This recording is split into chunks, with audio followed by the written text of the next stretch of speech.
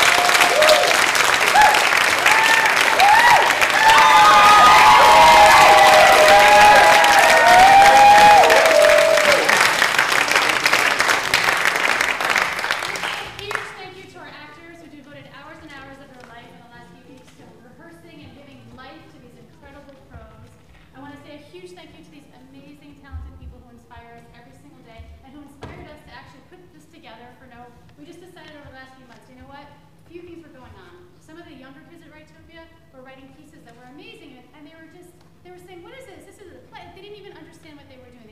They really couldn't believe that there was power to what they were writing. So we said, God, it would be such a fantasy to actually have them see it come to life. And then it was a whole nother level with these guys. Blown away, week after week, seeing the material that's coming out, feeling like the world should see what these young people are doing. The world should see the poignancy in their work.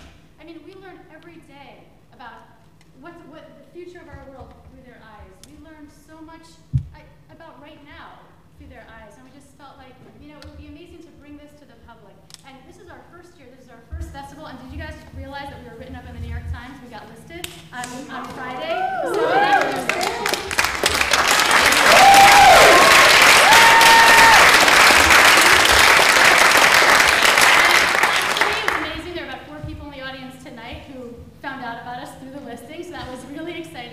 and you know, we just want this to become bigger. We want to give this opportunity to more kids. We want to make this a more exciting. We want to be able to even run this for a few nights in a row, so we can actually have reviewers come.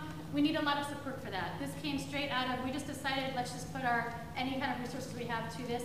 It was incredibly expensive. Any of you guys who feel like you want to give something tonight when you get home, go onto the website. Anyone who wants to give us a check to help keep this going and give this opportunity to more people, it would be incredible. We're going to do whatever we can to make sure that this grows. So thank you guys for inspiring us.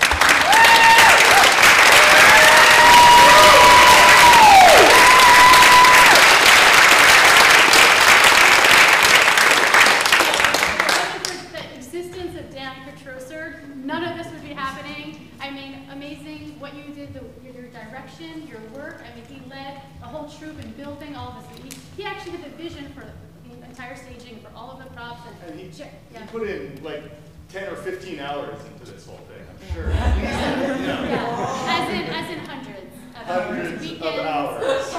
And I mean, you know, and thanks for Jeremy and everybody who just devoted so many hours putting this together. But Dan, you're amazing. Thank you. And I think we all learned so much from Dan every week.